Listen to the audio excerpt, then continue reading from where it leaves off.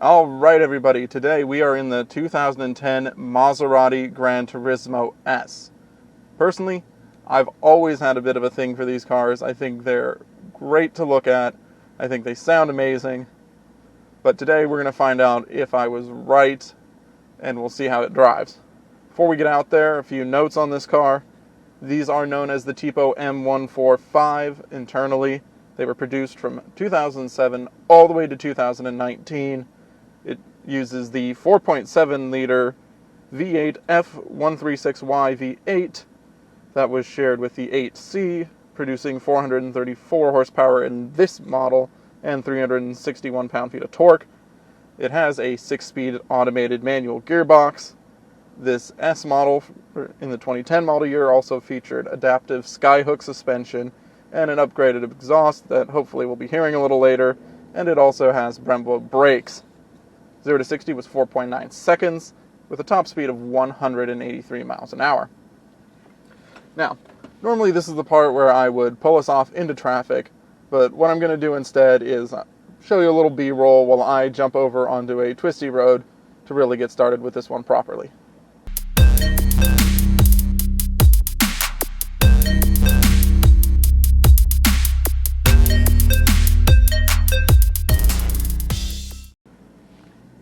Right, well, we're now out on the twisty road. I'm in manual mode, but I'm going to take it easy because there is a little bit of traffic up ahead, and I'm going to try and clear out some space for us. But getting onto the car, well, the first thing you notice is this isn't as much of a sports car as you might think. You know, we all think it's a Maserati, it's going to be fast, and it is, it's quick, but, 4.9 seconds isn't, a Mustang will beat you off the line now. What this car does very well is Grand Tour. And, getting through these corners, you can really feel that because, it's diving in, and I'm having to work it, but, it just doesn't feel as planted as you might hope coming through here.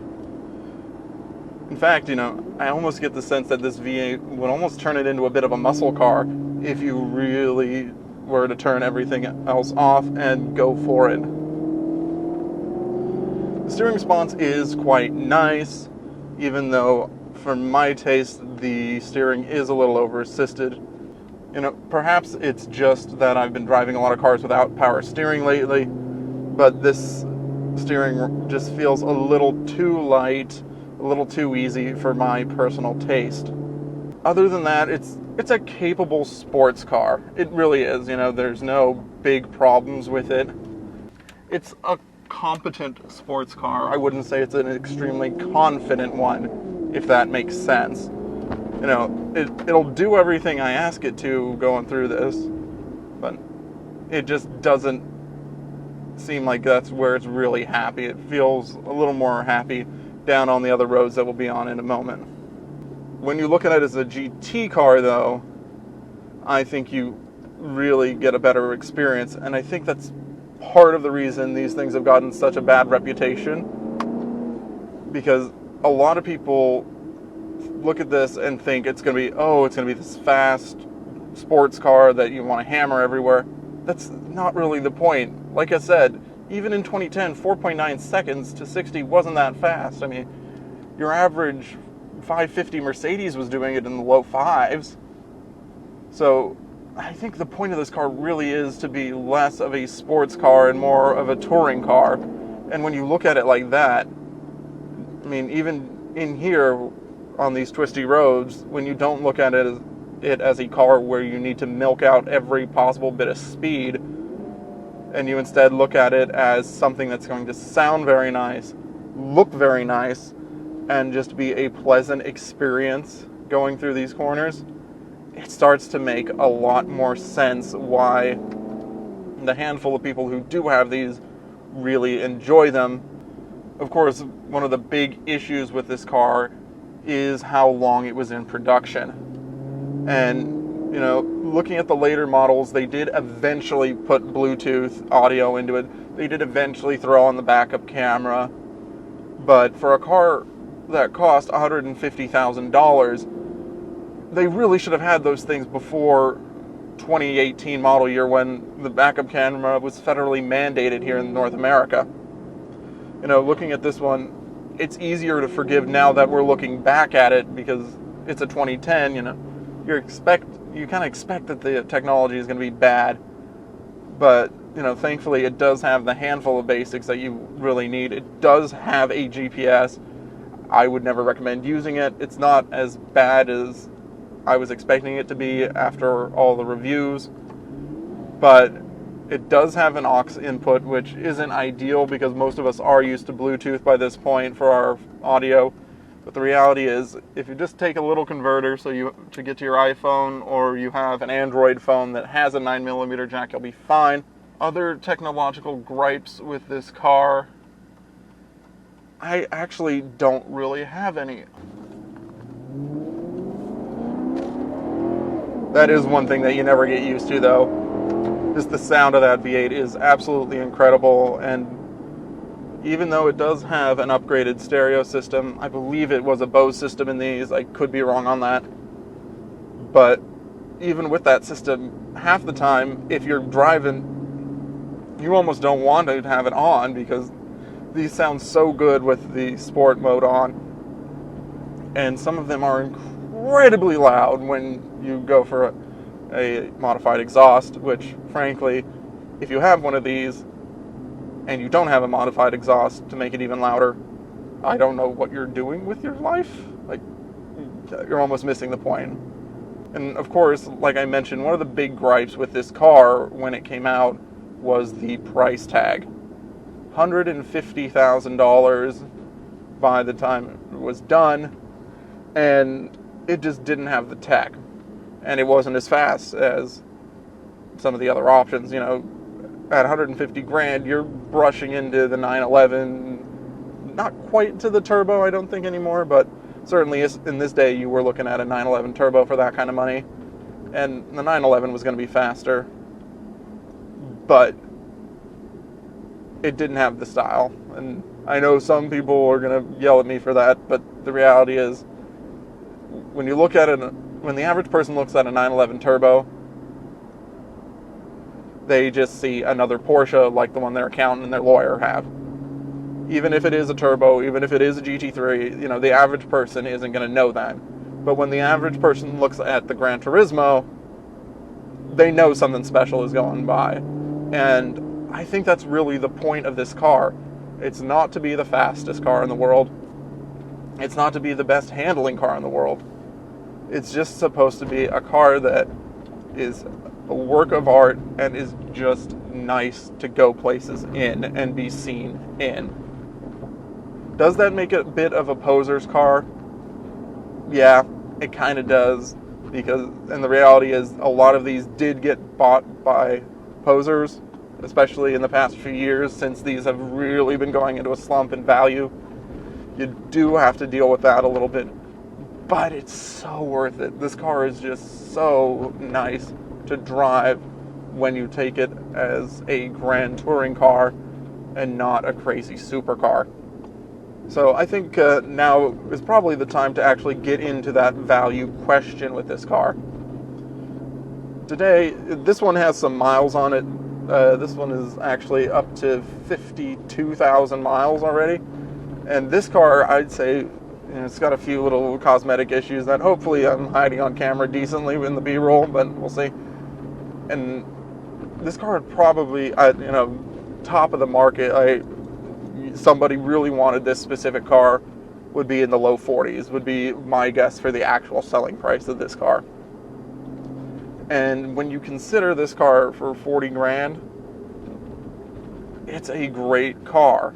However, the problem that you're gonna encounter in these cars is that you'll have people buying in at that 40 grand mark, even though this is a car that cost 150 grand new. And I mentioned this briefly back in my Bentley review that I published a little while back. There's a link below if you haven't seen it. And one of the reasons a lot of these European sports cars and European luxury cars get bad reputations is that you get people who can afford to buy them in when they're depreciated, but can't afford to maintain them like a car that cost $150,000 new needs to be maintained. You're gonna get hit with these big bills that you may not be ready for.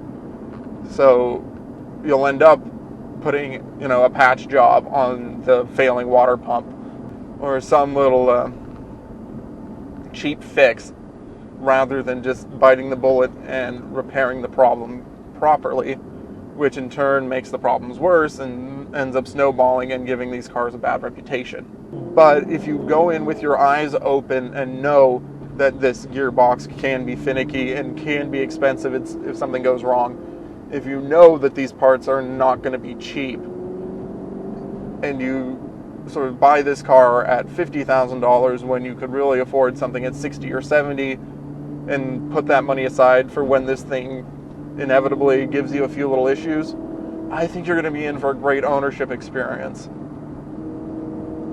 Because frankly, just driving it here today, getting that little bit of V8 from the back, even just right now, I'm looking at my reflection in the tailgate of this Chevy truck in front of me. I'm just excited. That's the right word. I'm excited to see this car, and it's making me smile just knowing that I'm driving something so goddamn pretty. And that sounds so good. As I've been talking, I've been trying to figure out what is the word to describe this car, because it is flawed, which, as I talked about in my Porsche article over on Drive Tribe, if you haven't read that, link is definitely below. I said that Porsches, which were obviously, the 911, 997, 991 even, were big competition for this car. At this point, they're perfect. They do everything the way they are meant to.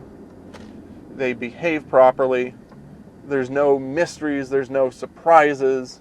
And that's very good for the kind of person who just wants the best sports car that they can drive to work every day, no problem. But if you want a car that you take out on your weekends and want to have a little bit of fun driving, but you're not focused on track stuff, I honestly think this is one of the best cars you can get, because it is still comfortable. These particular seats are a little stiff on the back, but they're not uncomfortable. The ride is firm, but it's not bone-shattering by any measure. It's a GT car at the end of the day. And I've sort of been griping on this, but I think it's one of the big flaws. It isn't the flaw of the car, really. It's a flaw in the way we think about this car. If we think about it as just a pure sports car that needs to handle and grip and go nuts, you're going to have a bad time, because that's not what this is. But if you think of this as a just sort of muscular GT car that with long legs that likes to make a little noise and put a smile on your face while you're driving, you're going to have a good time. Now, I've been pretty kind to this car so far. Been talking about all the things that I do like, but there are always gripes with every car, and I think it's only fair that we go through and sort of list a few of mine with this car. Number one, it's this massive blind spot over my left shoulder. It's bad. I've spent a lot of time driving the 599 and the F12 Ferraris, and they have the same problem. I look right here and I got nothing. I've just got a giant pillar, and I have to rely on my mirror, which, is good, and, it's not bad, but if that mirror isn't set up just right, you could just have somebody sitting there that you have no idea is even there. Other gripes, actually I do have one with this gearbox, and it's one that I think is a bit more of a user error for me, but if you are in manual mode, going down into first will pull you back hard, and I think that's just something that you need to remember and get used to, because I've noticed it on the Ferraris that use this transmission as well. But when you get down into first, the amount of engine braking you can do is just absolutely nuts. I'll try and show you right now. I'm down into third, just coming up to the stop sign, and I put it in second now, and it's pulling back. Still haven't touched the brakes, still haven't touched them. There's first gear, and I'm stopping short of the line. And now, a lot of Ferrari guys will use that sort of engine braking instead of wearing out their precious carbon ceramic brakes. This car doesn't have those. Frankly, I'd rather, save my gearbox. Other little gripes with this car. Oh yeah, sticky buttons, sticky buttons, sticky buttons. They're sort of known on the FCA products of this era. The Ferraris all had it. These all have them. And it's just annoying. To my understanding, it was meant to be a soft touch plastic that was put in these cars originally, whatever soft touch plastic is. But it ends up that the chemicals that are used in this plastic, they just sort of seep out over time as they age, and they give this really sticky surface. And I'm trying to think of, for those who haven't experienced it, to sort of know what I'm talking about, think of it as, some of those like nasty little things that you find in the back of your desk drawer. There's just this weird residue on them that you're not quite sure what the hell it is. It's that sort of feeling on all of these buttons. Other gripes with this car. Oh, there's one right there. This car is low. Now, I'm used to driving low cars. It's, a fact of life if you've ever been in a supercar or a sports car even. But this one just seems to scrape everywhere. I do not know what it is. I think it might just be a fact of the design of the nose of this car, but it's just impossible to find enough angle to get anywhere safely in this car, going up a driveway or coming out of a parking lot. You're gonna carve it up. Right, well, I think I've just about reached the end of my journey with this Maserati. And I think that means that we have to sort of sum up what I learned today about this car and hopefully was able to communicate to you. I think this car is alluring. I think it's charming. I think it's gorgeous. And I think that it could be a potential time bomb that will just completely ruin any sense of financial stability that you have. However, like I mentioned earlier, if you are able to plan for it and you are able to afford this car and have a little money aside for when things go wrong, honestly, I think it would be just an absolute joy to own one of these. Now, before I sign off, I do have articles out on this car as well. I have an article on Drive Tribe that is sort of a written version of this, same review. And I also have an article over on topmark.com, and that one is sort of evaluating the Maserati GranTurismo as a value proposition now. Because, as I mentioned, at $150,000 for a newer car, it sort of loses you. But with these cars now being anywhere from high 20s for a very early model, up to 70s and 80s for a 2015, 2016, 2017 model, I think that sort of merits a reevaluation of the car as a value proposition, and that'll be over on Top Mark. Of course, links are below. With that, thank you for watching. Please like, comment, subscribe, all that BS, and we'll see you next time.